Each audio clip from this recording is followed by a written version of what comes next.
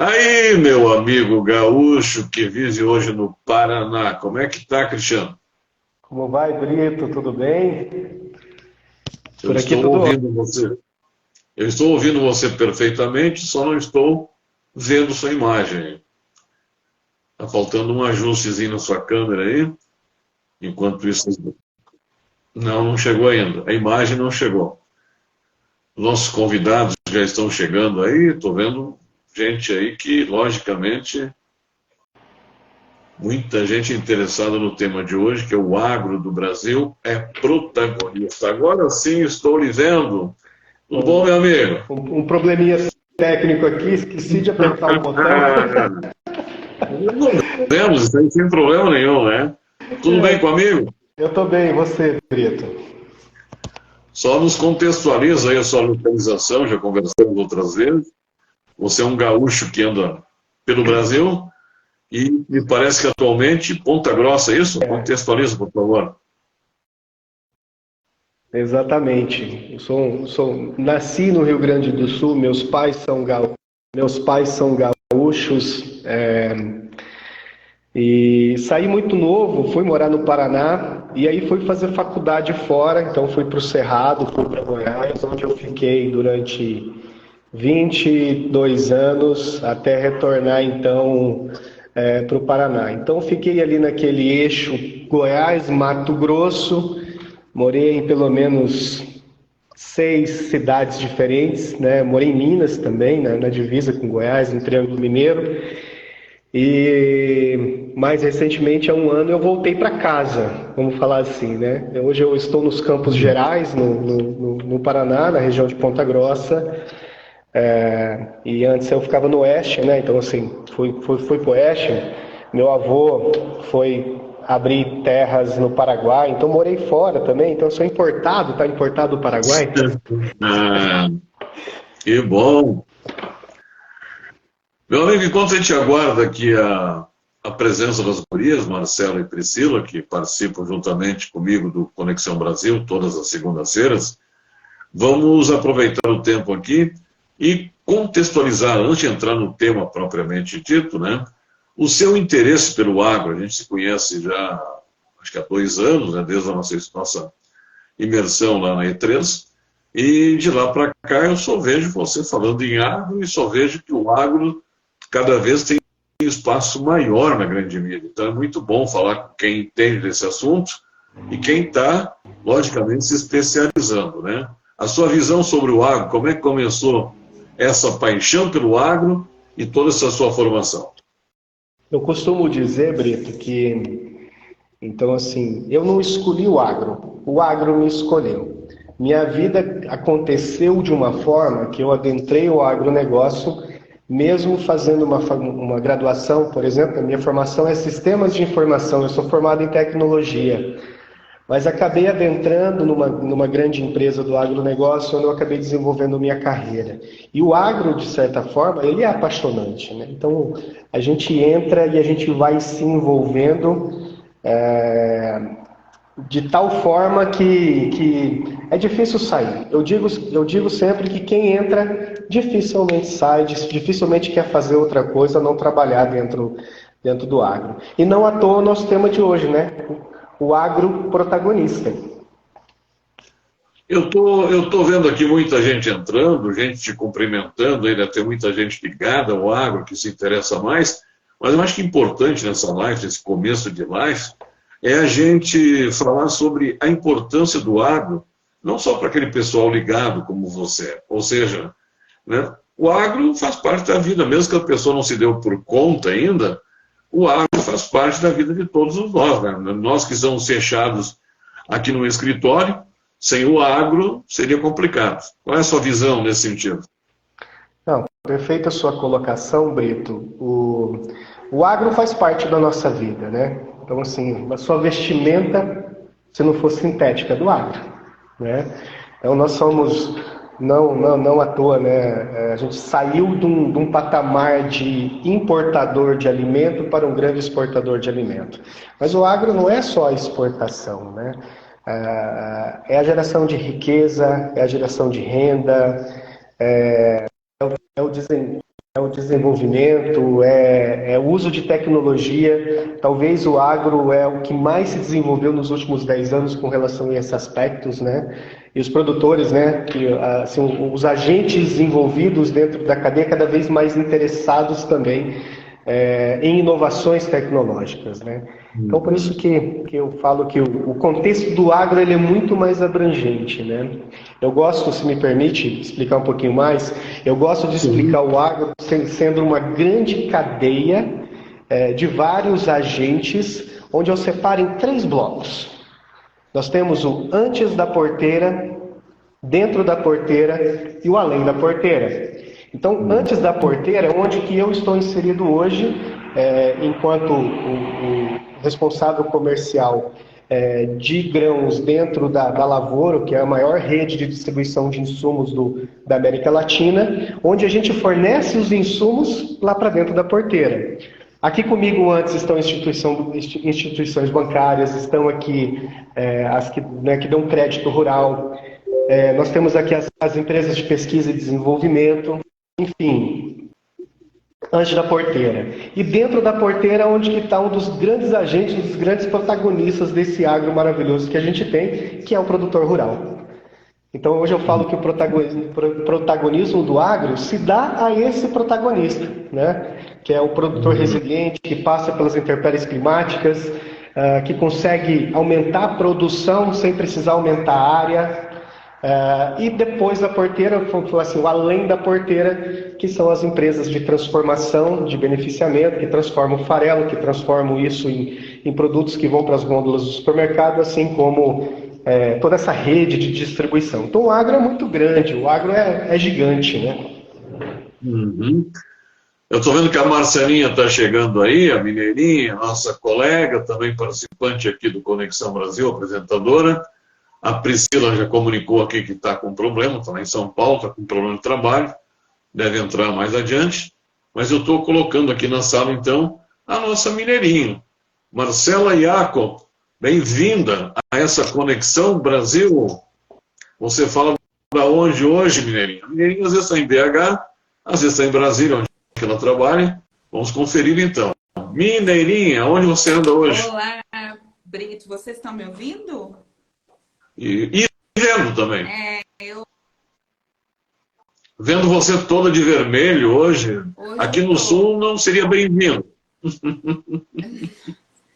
Porque é o internacional. Como é que é? É o internacional, né? É o Inter. O Inter é vermelho, né? Mas você está falando com 2 gremistas aqui, então, quer dizer, o seu vermelho... O que é que já? O seu Grêmio ganhou do meu São Paulo ontem. Você é São Paulo? Eu devia te boicotar. Você está no São Paulo agora. Tudo bem. Mineirinha, você fala de onde hoje? Eu falo de Brasília. Gente, desculpa ter confusão, mas cheguei correndo. Eu estou aqui, agora pronto, estou ajeitada. Eu estou aqui em Brasília. Então, e o clima tá bom. O clima tá bom? Tá legal, então. Que a gente, enquanto eu faço a primeira pergunta, então, para o nosso convidado, Cristiano Draghi, hoje, sem entrar no tema ainda diretamente, Cristiano, eu gosto muito de conversar com você, a gente conversou muito aí durante essa trajetória, e eu gosto de conversar com você sobre agro, que você sempre está atualizado sobre dados. E para quem não é do agro, como eu, entendeu? Tem números, às vezes, que nos dá a dimensão do agro, né? Vocês que estão envolvidos no dia a dia já têm essa noção. Mas para quem não é do agro, você sempre traz números, traz detalhes que dão essa dimensão do agro no nosso dia a dia, principalmente para quem não é. O que dá para atualizar neste momento da importância do agro para todos nós em relação a estatísticas e números que você sempre tem na ponta da linha? Vamos lá, né? Então, o Brasil hoje, como eu disse no início, na introdução, a gente passou de importador a um grande exportador de alimentos. E nós somos hoje o campeão da produção de soja. Então, soja é o nosso grande ouro hoje dentro do agronegócio, mas o agronegócio não é só soja. Então, somos os maiores exportadores.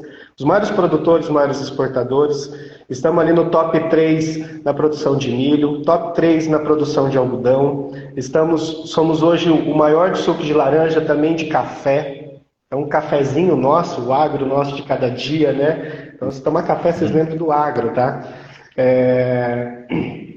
Além de uma cadeia super representativa, na outra live que nós fizemos, eu brinquei da cevada, né? E hoje eu atuo também dentro dessa cadeia da cevada. Eu não sabia o tanto que ela é grande, o tanto que ela é robusta, o tanto que movimenta do ponto de vista de renda, né? Então, hoje praticamente 1/3, 25% a 28% do PIB, do Produto Interno Bruto, vem em decorrência do agro. Eu falo que a gente é um dos grandes tripés hoje que sustenta a economia, além de gerar aí em torno de 30 milhões de empregos diretos. Então, dada a dimensão do agronegócio para tudo, né? Uhum. Marcelinha, vamos lá? Vamos lá. Primeiro, agora eu vou dar as boas-vindas ao Cris, com todas as honras e pompas. Cris, a última vez que a gente falou, eu estava na Argentina. E tem 1 ano e pouco já tem 1 ano e pouco. E é sempre bom ter você aqui, porque você traz uma temática que eu acho que hoje é importante. Acho que hoje não. Eu acho que sempre foi importante para o Brasil. Eu vou repetir aqui algumas coisas que eu tenho, que eu acho que eu já falei na outra live que nós fizemos. A gente já teve também, a gente tem um outro educador executivo que é do agro, que é o Osmar. Então, sempre quando eu estou com vocês, eu repito as minhas mesmas crenças em relação ao agro. E aí, a gente falando do que é a potência brasileira, porque o agronegócio é a potência brasileira, é o motor brasileiro. Enquanto a gente não assumir que esse é o nosso motor, que é isso que diferencia e faz o Brasil único dentro do mundo, a gente não vai conseguir evoluir nos patamares que o Brasil tem condição de evoluir enquanto nação. Nação produtora e nação que ajuda. Isso não é uma candidatura não, viu, gente? Aí eu falei, pronto, já tô falando aqui. Aí daqui a pouco o Brito vai falar, Marcelinha, você vai sair para vereadora de Belo Horizonte? Não vou. Mas enquanto a gente não entender qual é o nosso core, e aí eu vou trazer para os termos da liderança, né? O Cris é um grande líder hoje, um dos nossos grandes líderes no agronegócio. Enquanto a gente não entender qual é o core do Brasil, e que o agro é uma válvulazinha desse coração, eu acho que não dá um passo para o futuro que a gente gostaria, né? E aí, pensando em liderança, Cris, para você falar para a gente um pouco sobre o agro como protagonista desse processo de liderança, eu queria que você trouxesse ele hoje como a pessoa, né, personalizando o agro aqui. Se fosse uma pessoa, quem é o agro? E aí a gente vai evoluir essa conversa depois, cheio de perguntas aqui para você. Bem-vindo. Nossa. Obrigado, Marcelo. Vai lá, Cristiano. Tá me ouvindo? Estamos ouvindo. Ok. Então, legal. Obrigado, Marcelo. Deu uma travadinha aqui. Obrigado, Marcelo, pelas palavras. É sempre um privilégio falar com vocês, né? Duas mentes extremamente inteligentes dentro, né?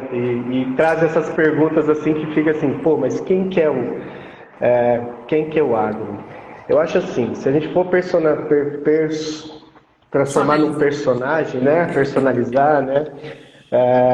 E o agro sim é protagonista. O agro sim é um personagem principal hoje da nossa economia, tem uma importância muito grande, mas ele é quase que uma genie, né? Então assim, o pessoal joga pedra no agro e muitas vezes joga sem saber realmente o que é, e normalmente a gente que está de fora que não entende todo o contexto. E é um grande líder, né? É um líder que tem, eu gosto muito de usar da questão da inteligência contextual, né? Porque o agro ele é tão rápido na evolução das coisas, nas inovações, que precisa estar muito antenado ao que está acontecendo no mundo. E acaba que tudo que acontece influencia na gente, seja na questão política, você falou de ser candidata, mas assim, a política influencia pra gente. Influencia... Eu espero que não, né? Eu acho que o seu papel é outro. Assim, o que acontece na economia influencia no agro, as grandes decisões influenciam. E é importante esse grande líder estar atento a tudo isso que está acontecendo para absorver da melhor forma possível também e para automaticamente para aproveitar as oportunidades que são deixadas, né? Esse é o agro. Talvez a gente precisa comunicar melhor a forma do agro, né, e quebrar aquela imagem de, por exemplo, é um tema polêmico que sempre vem à tona, que é desmatamento. Né? Então sempre vem à tona, o agro é responsável pelo desmatamento. E na verdade não é bem assim, né? Eu acho que hoje nós somos referência no mundo em produção de forma sustentável, e sem falar no peso para a economia, para o desenvolvimento das pessoas, das comunidades. Quem está no interior do Brasil, eu tive a oportunidade de voltar para o Rio Grande do Sul dias atrás, né? Passei na cidade do Brito lá, mandei uma foto, Brito, estou passeando em Lajeado, né? Passei na cidade do Joilson, aí eu falei assim, não vou ligar para o Joilson, que não vai dar tempo da gente conversar. Bom, e eu conheci o Rio Grande do Sul de ponta a ponta. E a gente percebe assim, as cidades que fazem a transição da pecuária para a agricultura são as cidades mais pujantes, né? Dada a importância para a comunidade em si, né? E tem muita iniciativa boa por parte do agronegócio, das associações, enfim, né? Não sei se eu fui longo demais, mas assim, fosse a dizer, seria isso. Uhum. Muito bom, Cris. Fica registrado na live aqui o compromisso da próxima vez que passa Lajeado, a gente almoça junto, né? Tá legal? Tá registrado aqui, tá gravado, vai para o YouTube e a Marcela testemunha, né, desse compromisso. Tá testemunhado.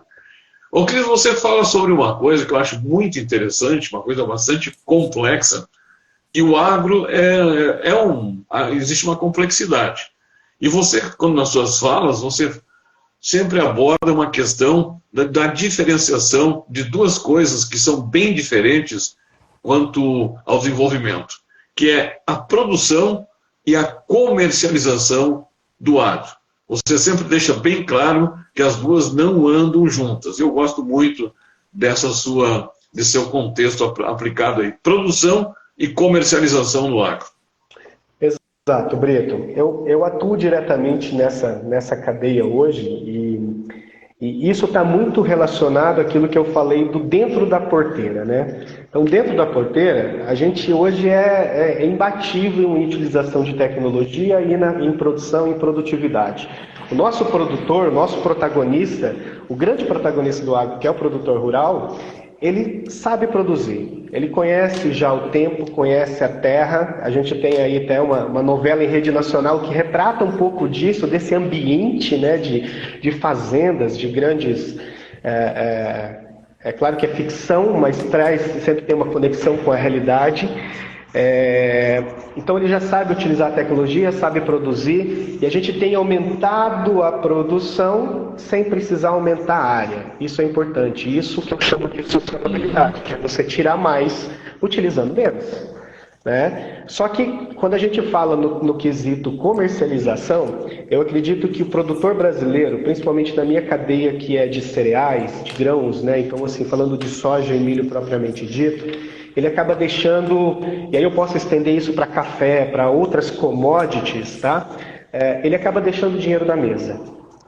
Porque o produtor ainda produz muito bem, mas ele não sabe comercializar.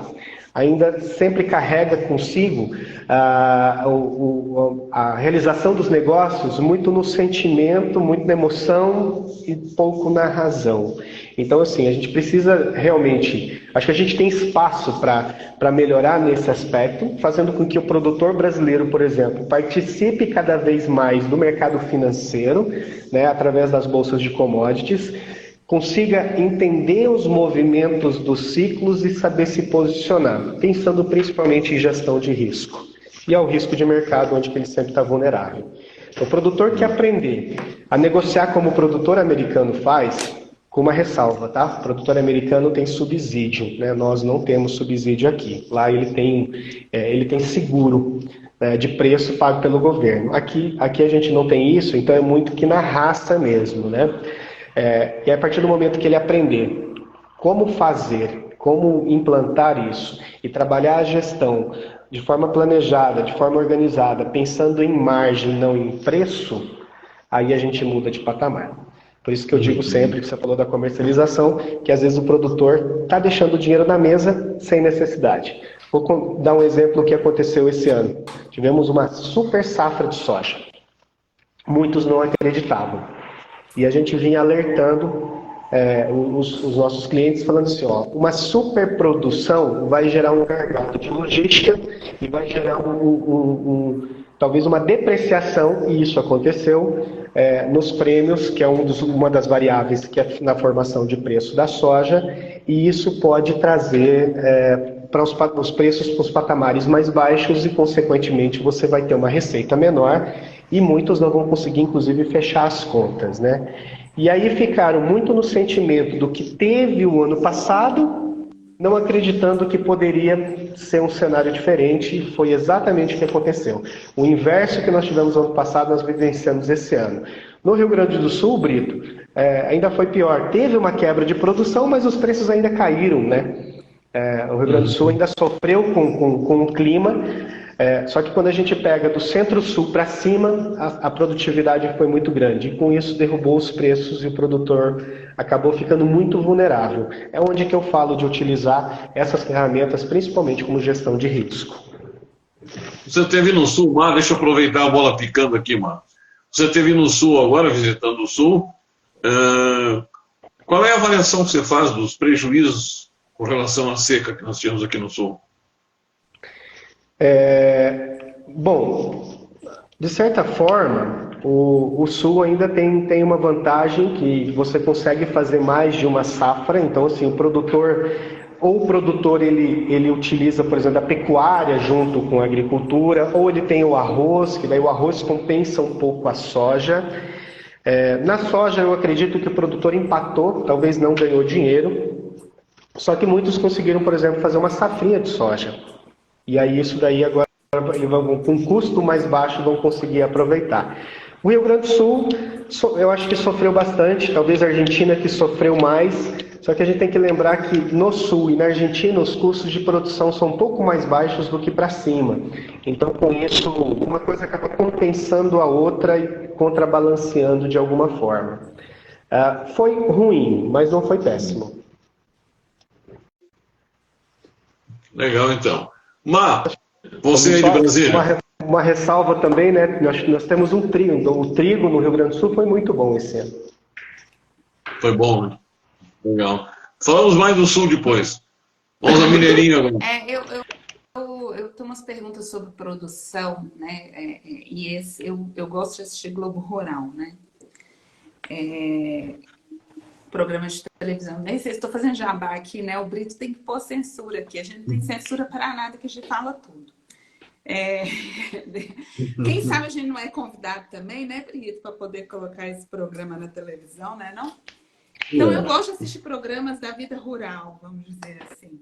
Em vários canais a gente tem essa possibilidade, mas eu especificamente acompanho um determinado.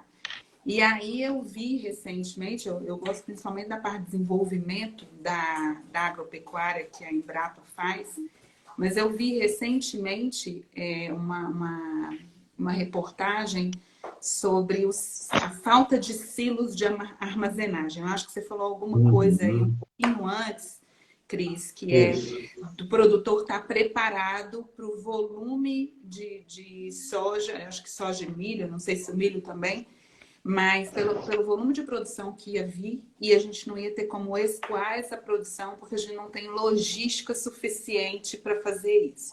E na hora que eu vi a reportagem, eu falei, cara, é um bom negócio. acho que eu vou investir em silos de armazenagem. Ó, brincadeiras à parte, tá? Como que a gente... qual é essa conversa que a gente precisa ter com o empresariado, né, para a gente não só sensibilizar do ponto de vista do volume produtivo, porque a produção, ela dá para a gente vislumbrar cenários. Vocês trabalham com números. Eu não imaginava, né, que por trás do agro tivesse tantos números, mas hoje a gente já sabe, até porque a novela também ajuda a gente a ter essa realidade da tecnologia. Então, os números ajudam a gente a ter uma probabilidade de futuro, mas a gente sabe que o agro varia de acordo com o que a natureza permite, né? Como que o empresário, ou seja, aquele que está ali plantando, até aquele que transporta, eu estou falando da logística, o empresário de logística também, pode e precisa se preparar para essas oscilações que são naturais do agro, né? Então, assim, só para trazer assim, o que aconteceu, na verdade, para levar esse gargalo logístico, né? Então, a gente teve 2 pontos. Uma superprodução e uma comercialização antecipada do agricultor muito abaixo da média histórica. Então, assim, ninguém vendeu a produção. Hoje a gente tem mecanismos para vender a produção de forma antecipada, que é o que eu tenho estimulado o agricultor a fazer. Porque ele garante a armazenagem dele, uma vez que ele tem contrato com uma trade, um contrato com uma cooperativa, aquela cooperativa é obrigada a receber, ele não vai ter um não da cooperativa, eu não vou receber porque não tem espaço. Então ele garante a sua armazenagem. Ele pode usar esse travamento como gestão de risco da variação de preço. Uma vez que travou seu preço, você sabe qual vai ser seu custo. Eu preciso produzir X sacas por hectare para pagar meu custo de produção. Esse é um outro incentivo nosso. E aconteceu que a gente entrou a safra com a menor comercialização dos últimos 10 anos. E uma mega safra. Uma mega safra. O Rio Grande do Sul, por exemplo, que teve uma quebra, não teve gargalo logístico, não teve problema de armazenagem. Porém, do Paraná para cima, a gente teve. Então, a gente teve um crescimento da produção além do crescimento, muito além do crescimento do investimento em armazenagem. Hoje, a gente precisaria ter subsídio de alguma forma, né? A gente voltar com subsídios que nós tivemos lá na década de 80 e 90, onde que a gente tinha juros subsidiados, por exemplo, para a construção de novas estruturas, da ampliação desse parque logístico. A gente precisaria melhorar a nossa estrutura de porto e também de transporte via ferrovia. Eu acho que esse seria o caminho. E muito parte do apoio governamental, aqui sim eu acho que deveria ter ação do governo, né? Porque vai trazer desenvolvimento, né? Juntamente com a iniciativa privada, a gente vê boas ações sendo feitas no norte do Brasil, né? Existe um projeto de uma ferrovia que vai levar a nossa produção para o Pacífico, né? Saindo lá no Chile. Então, assim, seria uma outra rota de logística de escoamento. Automaticamente, para você trazer matérias-primas que são importadas, por exemplo, o fertilizante chegaria também mais barato para a produção. Enfim, a melhora da cadeia de logística melhora como um todo para todos, né? Melhora a cadeia, porque para produzir precisa de insumos, muitos dos insumos são importados. Nós tivemos aí a questão da guerra da Rússia e Ucrânia, que a Rússia é um dos grandes exportadores hoje de fertilizante, né? Isso sempre o pessoal gosta de lembrar e de frisar, né, dessa questão. Bom, enfim, a gente precisaria ter algum apoio. Hoje é muito caro, né, e aí pensar que as estruturas são feitas de aço, enfim, né, a gente teve toda essa questão do ferro também, né, que subiu muito a commodity, né? Então, se não tiver subsídio, seria impossível. Para o produtor pequeno, ele depende da cooperativa. A gente vê no contexto até da novela, né? Fala da cooperativa, cooperativa é muito importante. Tem muito importante. O papel da cooperativa é muito importante nesse aspecto, principalmente aqui no sul do país, onde eu estou inserido hoje. Eu percebo quanto que ela é necessária para para essa cadeia. Eu quero aproveitar, Brito, como o Cris estava no Centro-Oeste e desceu para o Sul, só para ele colocar para a gente as diferenças, né? O que você sentiu de diferente? Não digo nem cultura, que cultura a gente já sabe. Mas nesse aspecto do agronegócio, da agropecuária, o que muda do estilo do Centro-Oeste para o Sul do país? Bom, aqui no Sul a gente tem custos de produção mais baixos, então, de certa forma, o produtor se dá até no luxo de errar um pouquinho. No Centro-Oeste, quando a gente parte para o Mato Grosso e Goiás, os insumos chegam muito mais caros e a produção lá é equivalente ao que se produz aqui. E aí, então, assim, o risco lá é muito maior. Então, o produtor se obriga a trabalhar muito mais a gestão. E aí, sem falar no tamanho das propriedades, né? Então, aqui a gente tem, por exemplo, na minha carteira aqui, eu tenho uma das empresas que tem 5.000 clientes. Né? Lá em Goiás eu tinha 500. Né? Só para trazer a diferença dos módulos. A gente ainda tem muita agricultura familiar, pequenos agricultores, módulos menores. Eu acho que essa é a principal diferença.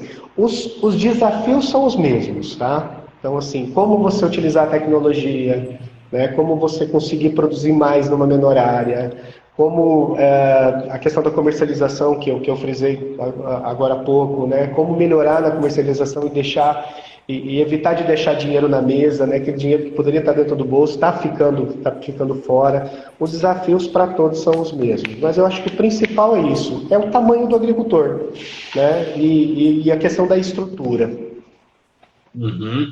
Essa questão da estrutura, Cris, aproveitando essa deixa, você falou agora em logística, comparando a logística que nós temos aqui pelo Sul, estradas, ferrovias, e a logística que tem no Centro-Oeste, quem é que está na frente, quem é que está entendendo melhor isso? A nossa vantagem aqui é que a gente está mais perto do porto, né? Então, você consegue, por exemplo, hoje eu estou aqui no oeste do Paraná, hoje eu estou aqui em Cascavel. Então aqui você pode sair na ferrovia, ou você faz via rodovia também. O Centro-Oeste, eu percebo assim, tem mais investimento acontecendo no norte, no Centro-Oeste para o norte. Né? Eu vejo assim, até por causa do tamanho da produção que está concentrada lá. Né? Mas todos têm suas deficiências. Eu vejo que no Paraná mesmo falta muito mais rodovias duplicadas. A gente está com um problema de pedágio aqui que já vamos para praticamente 3 anos sem ter pedágio, então falta aí um pouco de investimento e tudo mais. Parece que vai resolver. Aí eu estou entrando aqui no aspecto político, mas parece que vai resolver. Mas se tivesse um investimento maior em ferrovia, com certeza melhoraria bastante. Uhum. Deixa eu aproveitar mais uma, já que vocês duas também, Marcelo. O Cris falou, você também falou sobre a novela. Tá?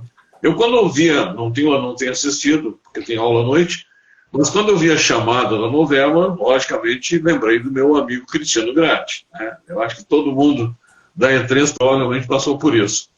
Vocês têm assistido? Até que ponto a ficção, novela, né, está perto da realidade, tem ajudado, tem fantasiado? Como é que você tem visto essa questão midiática? Então, eu também não assisti a novela assim para pegar todo o contexto, mas eu percebo que ali existe uma história de ficção por trás, né? Mas tem alguns pontos que chamam atenção, por exemplo, o uso de tecnologia, né? Acho que bem no início, e a gente vê a imagem, por exemplo, dos drones. Né? Isso aqui é uma realidade cada vez mais presente. Eu vou falar para vocês, no ano passado, quando nós conversamos, eu acho que eu toquei nesse assunto dos drones. Uhum. E eu não achava que seria tão aderente. E, na verdade, assim, foi feita uma pesquisa recente e 50% dos produtores falaram que gostariam de investir em drones. Para você ver. Foi rápido, né? Exatamente, eles estão interessados. Então, isso que chama atenção, né? Com relação à novela, eu acho que ajuda um pouco para mostrar como que é a vida de um grande latifundiário, que é o caso dele lá, claro que é um personagem, né? Eu vou falar assim, de certa forma atrapalha um pouco, porque ele tem um papel um pouco mais de grilagem, assim, trata de grilagem de terra, quer fazer de qualquer forma, de qualquer jeito. Um pouco mais vilão, né? Vilão, isso, eu queria achar a palavra. Obrigado, Marcelo. Então tem o personagem, mas traz assim, eu acho que para a sociedade enxergar como é que funciona, como é que é, né? A questão do exemplo da cooperativa, né? Pô, que legal a gente ter a cooperativa inserida dentro desse movimento. Muito bom. Vocês me ajudam aqui, o pessoal que tem participado, tem entrado aqui. Eu vi agora há pouco a outra Marcelinha, a Marcelinha Barros, a Marcelinha Capanema, também nossa colega de turma, né? Que está presente aqui. Grande abraço, então.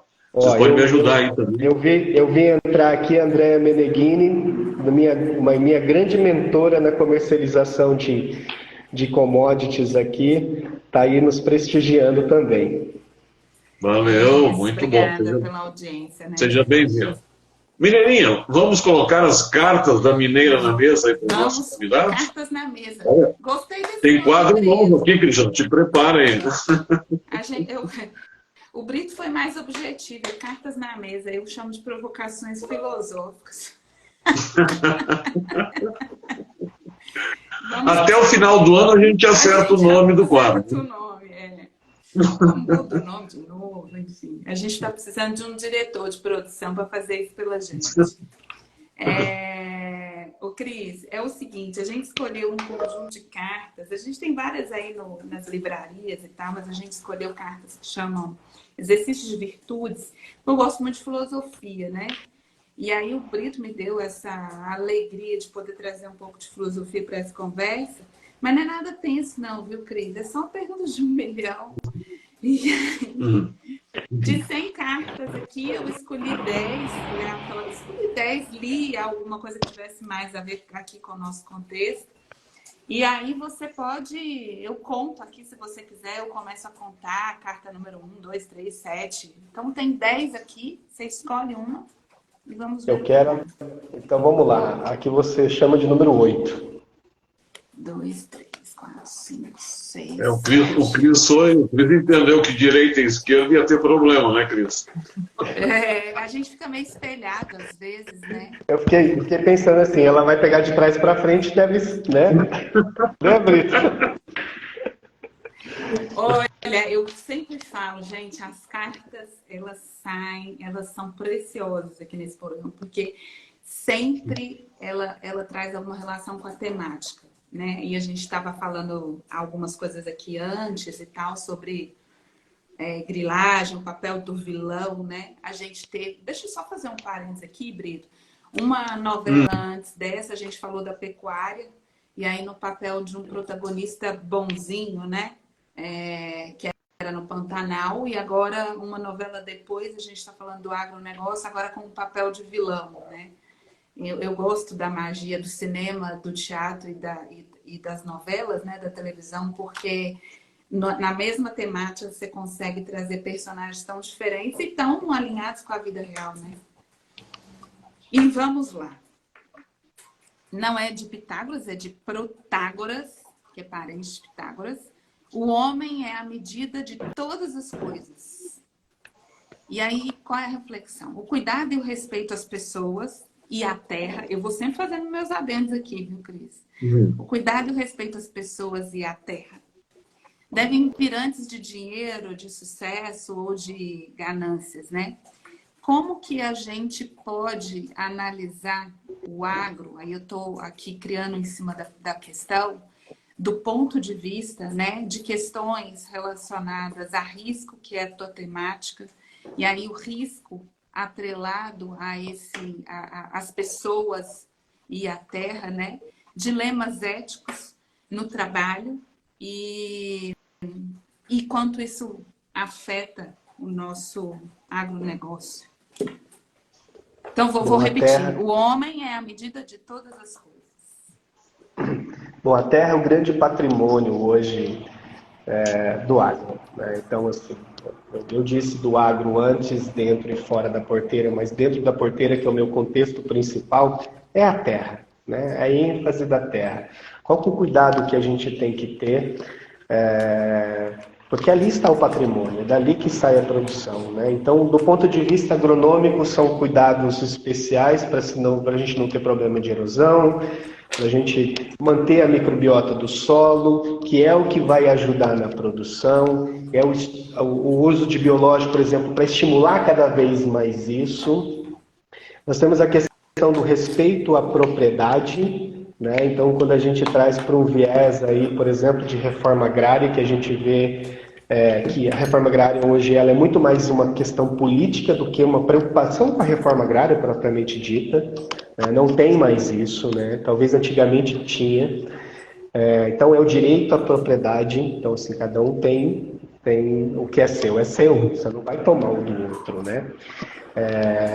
Talvez seja esses dois aspectos que mais colaboram. O respeito às pessoas, né? E por mais que, sim, a grande maioria são empresas, a absoluta maioria, são empresas familiares, né? O papel da importância da sucessão também, para que perdure aquilo ali. Então, antigamente era aquele negócio muito propriamente de herança que você recebia de pai, do avô, do bisavô, do avô. Hoje, as empresas rurais também estão se organizando para blindar o patrimônio, para resguardar com relação... que é o maior patrimônio que tem hoje, com certeza, é a terra. Deixa eu emendar uma pergunta sobre a agropecuária familiar, Brito, por conta dos orgânicos, né? Aí, quanto que os orgânicos têm tomado de...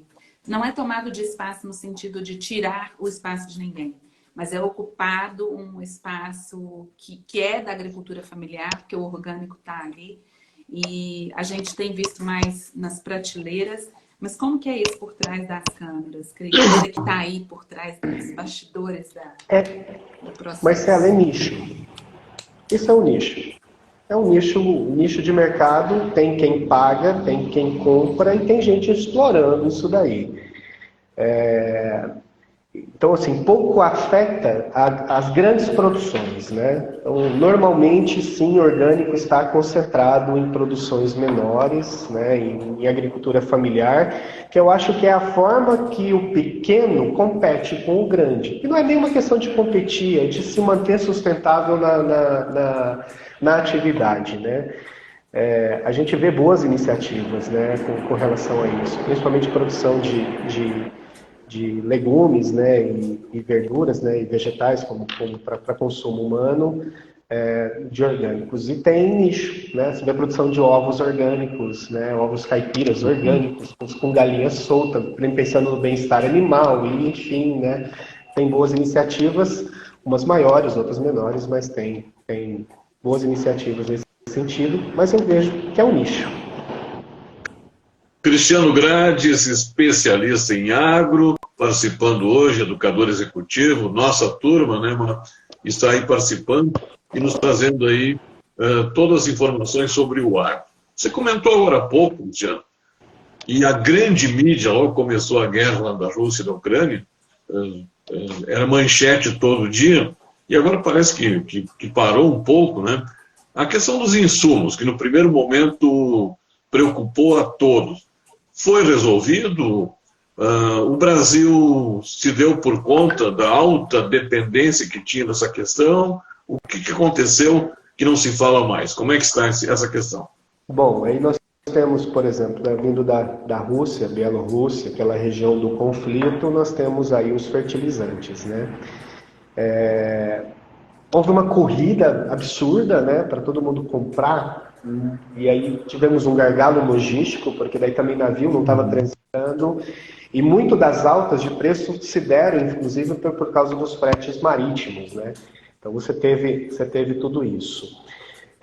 Hoje, meio que se equalizou, então a gente teve, por exemplo, trazendo para números, né? Hoje o produtor está conseguindo comprar o fertilizante com valores praticamente de 50% do que compraram no ano passado. Então já caiu pela metade os valores. Meio que nós já podemos dizer que nós entramos aí já num momento de estabilidade. Somos dependentes, sim, né? Precisamos ainda dessa importação. Automaticamente eu entendo também que sempre tem a questão dos oportunistas dentro desses movimentos, né? Alguém com certeza ganhou muito dinheiro nesse movimento, mas hoje a gente já está, de uma certa forma, mais equilibrado. E o mesmo eu trago para a questão dos inseticidas, dos produtos que são usados nos controles de planta daninha, que são usados nas lavouras também. Tivemos uma inflação alta no passado exatamente porque a maioria era fabricada na China, e aí não conseguia chegar aos produtos.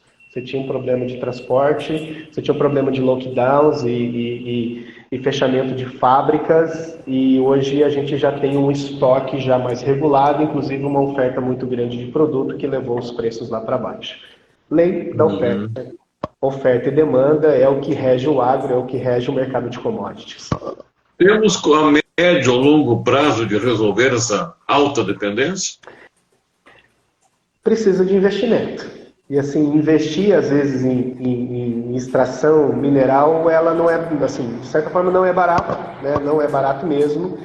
A gente percebeu que no governo anterior tinha uma discussão muito mais forte em cima disso, né? Uma preocupação. Eu acredito que nas câmaras setoriais que atuam dentro do agro ainda tem uma conversa nesse sentido, mas eu acho que vai algum tempo ainda. Marcelinha, você? Vamos lá. Não tem jeito, né? A agropecuária nossa acaba passando muito pela política e pela economia, né? Pelas casas políticas e casas econômicas, vamos dizer assim. As conversas acabam passando por aí porque tem negociações que estão fora do alcance territorial, que expande o território brasileiro, então acabam sendo negociações mais políticas mesmo, né, dos interesses de cada nação. Mas, extrapolando essa temática territorial e voltando para dentro de casa, Cris, eu quero falar um pouquinho do que a gente tinha como bandeira lá atrás, o que a gente não, o Cris tinha como bandeira lá atrás, que era aquele triângulo pessoas, processos e gestão, né? E essas coisas continuam... Pessoas, processos e tecnologia. E essas coisas continuam firmes e fortes, Cris? Ou a gente está pensando diferente? Não, muito pelo contrário. Hoje a tecnologia ela está cada vez mais presente. Então, assim, o desafio é fazer com que como as pessoas vão absorver essa tecnologia e implantar isso junto dos processos, né? Gestão de pessoas é algo que aí em todos os setores do agro a gente sofre ainda bastante nesse aspecto, né? Então, tem se trabalhado muito o desenvolvimento de lideranças. A gente ainda tem, quando a gente traz para o ambiente dentro da porteira, uma rotatividade muito grande de mão de obra, né? Então, assim, bons profissionais são assediados o tempo todo. Como que você faz para reter esses profissionais, né? Então, assim, todo aquele trabalho de cultura da empresa, processos de gestão, né? Ou com planejamento antecipado da safra, não é todos que fazem, o pequeno não faz. Tá? Então, assim, ou faz do jeito caipira dele lá, assim, do jeito sertanejo dele, né? Do jeito que ele acha que é o jeito certo. E, de certa forma, não está errado, desde que tenha um planejamento, né? E gestão financeira, gestão de custo. Vou dar um exemplo. No final do ano, nós orientamos alguns clientes, venda soja. Coloca no banco o dinheiro, que numa aplicação vai dar mais do que você carregar isso para frente, porque a gente tinha um viés extremamente baixista, né? Quem ouviu a gente e absorveu, fez o dever de casa. Outros amargaram aí um prejuízo. Então, essa questão da gestão, da comercialização, da gestão financeira, aconteceu esse ano. O produtor pegando dinheiro no banco para pagar os insumos e guardando a produção. Será que está fazendo o melhor negócio? Então, esse aspecto a gente precisa melhorar. E a tecnologia, cada vez mais, ela vai estar mais presente. Isso daí não adianta. Hoje as grandes fazendas já são conectadas. Hoje uma máquina nova, ela conversa diretamente com o fabricante, lá na fábrica. Então, assim, o técnico chega na máquina antes de ser acionado pelo dono da propriedade, porque ele chega, tal máquina está com esse problema. É igual um carro de Fórmula 1. O Brito que gosta de Fórmula 1 sabe, né? As telemetrias vão dizendo, aqui precisa de uma regulagem nisso. A máquina agrícola da mesma forma, de tão presente que é. Precisamos evoluir no quê? Para a gente transformar isso de uma forma cada vez mais conectada, a gente precisa ter conexão de internet, né? A gente melhorando na questão das conexões, a gente evolui nisso também. Mas processos, pessoas, processos e tecnologia, né? O famoso PPT do Cristiano aqui continua forte, cada vez mais forte. Eu acho que não vai mudar. Assim Hoje não é meu viés é muito novidade. mais comercial, muito mais gestão de risco, né? Mas tudo se completa, né? Tudo se conecta. Uma curiosidade, Cris, com relação à tecnologia. Para quem está longe, para quem não entende nada, como eu, né, se comenta muito a questão dos fertilizantes, essas coisas todas, esses insumos aí, né? Com a tecnologia, com os drones hoje, logicamente deve ser mais barato do que o aviãozinho aquele, né? Largando os insumos, né? E com relação ao cuidado, melhora também com os drones? Há uma previsão ou não muda nada? Bom, a gente consegue, a utilização de drones, aí a pesquisa e prática já, assim, a pesquisa realizada na prática, que a gente traz números reais, ao incremento de produtividade, principalmente pela diminuição do amassamento, né? Então, a não ser que você use, como você falou, os aviões, né? Só que daí o avião é caro para se utilizar, você tem que contratar e você não tem para todos, né? O drone pode ser acessível à grande maioria. O que você vai precisar é de mão de obra, ou se você terceiriza, ou se o drone for seu, você vai precisar ter uma mão de obra qualificada. E aí está uma oportunidade.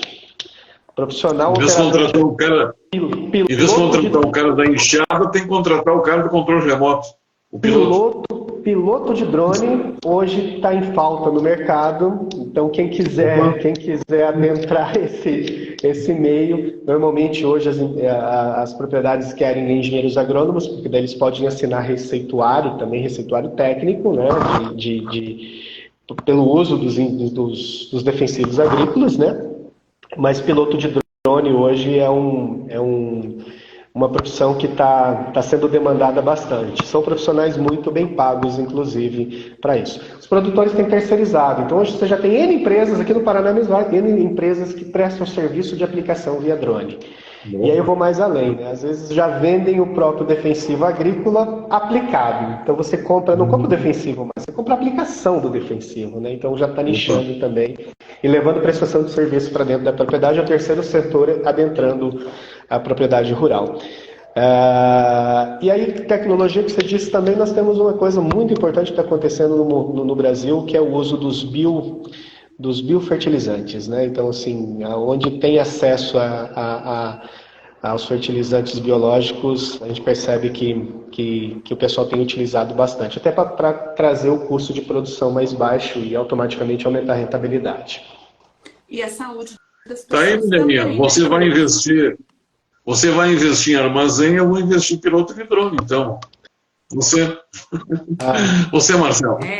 É isso aí. Vamos nessa, Brita. A gente já monta uma holding aqui. E o Cris cuida do nosso trade aí, faz o dinheiro da soja e do milho render.